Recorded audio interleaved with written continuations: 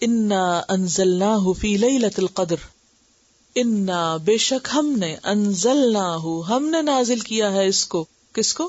قرآن مجید کو. کب؟ فی لیلۃ القدر، لیلۃ القدر میں. اور لیلۃ القدر رمضان کی راتوں میں سے ایک رات، کیونکہ دوسری جگہ پر آتا ہے شہر رمضان الذی انزل فیہ القرآن، رمضان وہ مہینہ ہے جس میں قرآن نازل ہوا. اور سورۃ الدخان میں بھی آتا ہے انا انزلناہ فی لیلۃ مبارکۃ انا کنا منزلین.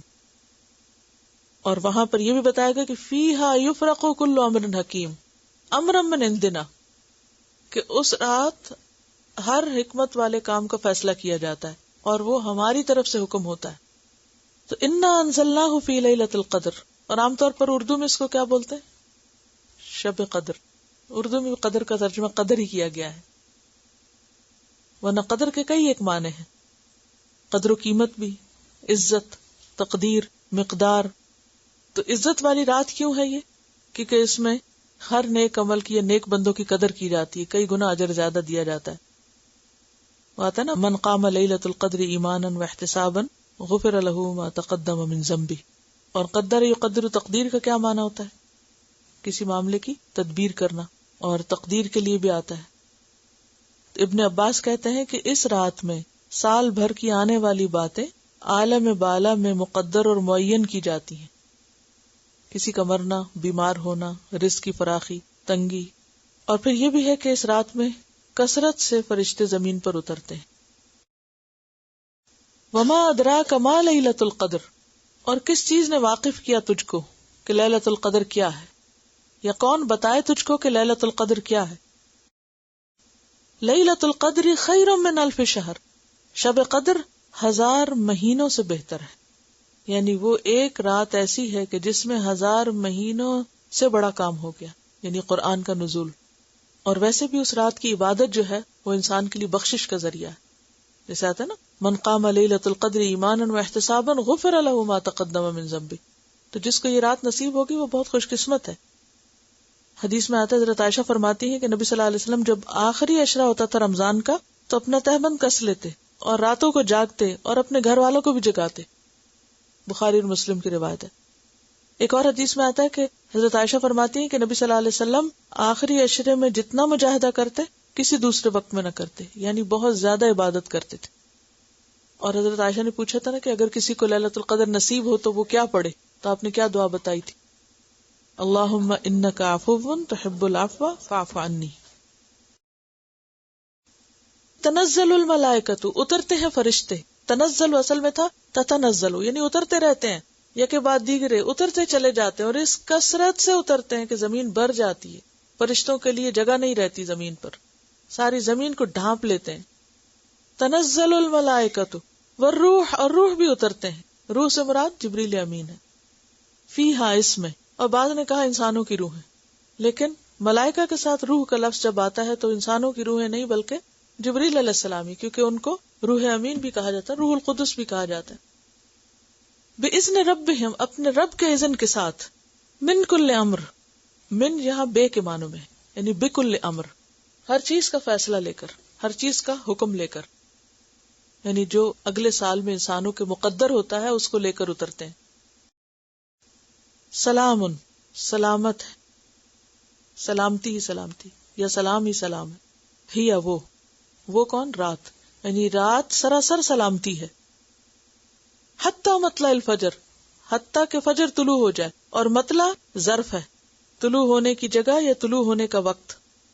سلام ہی حتی مطلع الفجر، یعنی اس رات میں اتنے فرشتے اترتے ہیں، اتنی رحمت، اتنی خیر اور اتنی برکت اترتی ہے کہ ساری رات اس کا سلسلہ چلتا رہتا ہے. کوئی رات کے پہلے حصے میں جاگے، کوئی آخری حصے میں، کوئی پوری رات، جیسا بھی کسی کو توفیق ہو، جتنے بھی وہ خزانے سمیٹ سکے. تو بات یہ ہے کہ اس میں سلامتی ہی سلامتی ہے. اس رات کو اتنی فضیلت کیوں دی گئی کہ یہ 1000 مہینوں سے بہتر ہے؟ کس چیز کی وجہ سے؟ قرآن کی وجہ سے. یعنی جس قرآن کی اتنی قدر ہے، اتنی قدر و منزلت ہے، اتنی عزت ہے، اتنا شرف ہے کہ جس رات میں اتارا گیا اس رات کو اتنا مقام مل گیا. یہ بالکل وہی کانسیپٹ ہے نا جیسے تین اور زیتون اور طور سینین اور بلد الامین کو کس وجہ سے اتنی عزت ملی؟ پیغمبروں اور وحی کی وجہ سے. 3 بڑی کتابیں یہاں اتری، ایک جگہ انجیل، دوسری جگہ تورات، تیسری جگہ قرآن. تو جگہیں بھی کس وجہ سے معزز ہو جاتی ہیں کہ ان میں کام کیا ہوتا ہے. مسجد کیوں افضل ہے آپ زمین سے؟ کہ وہاں عبادت ہوتی. تو کوئی بھی مقام، مکان، چاہے آپ کا گھر ہی ہو، جہاں اللہ کا ذکر ہوگا وہیں پر رحمت اور برکت نازل ہوگی. اور پھر وہ اوقات بھی بہت بابرکت ہو جاتے ہیں جن میں اللہ کا ذکر ہوتا ہے. اسی لیے آپ دیکھیے کہ رات کے اوقات میں تہجد کا وقت خاص طور پر عبادت کا وقت ہے. اور پھر رمضان کو کیوں عزت ملی؟ روزہ تو ہے لیکن شہر رمضان الذی انزل فیہ القرآن، رمضان وہ مہینہ ہے. رمضان کی پہچان کس سے؟ روزے سے نہیں کرائی گئی، یہاں قرآن سے کرائی گئی. شب قدر کو قرآن کی وجہ سے عزت دی گئی، البلد الامین کو اسی وجہ سے عزت دی گئی. تو اگر ہم اس کی قدر کریں گے، اس کو پڑھیں گے، اس کا حق ادا کریں گے، تو یہ ہو نہیں سکتا کہ پھر اللہ کے وعدے پورے نہ ہو. اتنا کچھ جاننے کے باوجود پھر بھی افسوس سے کہنا پڑتا ہے کہ بہت سے لوگ اس نعمت سے غافل ہیں، اس سے محروم ہیں، اس کی قدر نہیں کرتے، اس کی طرف توجہ نہیں دیتے، اس کو اہمیت نہیں دیتے. دنیا کا علم برا نہیں، لیکن اس سے دین کو چھوڑ کر حاصل کرنا، دین کا پتہ کچھ نہ ہو اور صرف دنیا کے پیچھے انسان بھاگا چلا جائے تو خسارہ ہے. وہ علم انسان کو اور زیادہ اللہ سے دور کر دیتا ہے. تو بار بار ان صورتوں میں جس چیز کی تکرار آ رہی ہے وہ دراصل کیا ہے کہ اس نعمت الہی کی قدر کی جائے. قرطبی نے ایک حدیث روایت کی ہے کہ جس شخص نے قرآن سیکھا مگر پھر اس کو بند کر کے گھر میں رکھ دیا یا لٹکا دیا، نہ اس کی تلاوت کی پابندی کی، نہ احکام میں غور کیا، قیامت کے روز قرآن اس کے گلے میں پڑا ہوا آئے گا اور اللہ کی بارگاہ میں شکایت کرے گا کہ آپ کے اس بندے نے مجھے چھوڑ دیا تھا، آپ میرے اور اس کے معاملے میں فیصلہ فرمائیں. جیسے ایک اور جگہ پر آتا ہے نا، القرآن حجت لک او علیک، یا تو قرآن تیرے حق میں حجت بنے گا یا تیرے خلاف بنے گا، یا تو تیری سفارش کرنے والا ہوگا یا تیرے خلاف مقدمہ قائم کرنے والا ہوگا. تو یہ کتاب کو معمولی کتاب نہیں.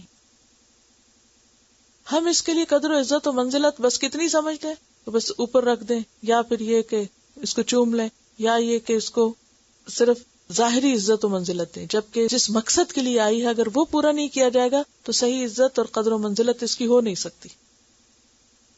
وآخر دعوانا ان الحمد للہ رب العالمین. سبحانک اللہم و بحمدک، اشہد ان لا الہ الا انت، استغفرک و اتوب الیک. السلام علیکم و رحمۃ اللہ وبرکاتہ.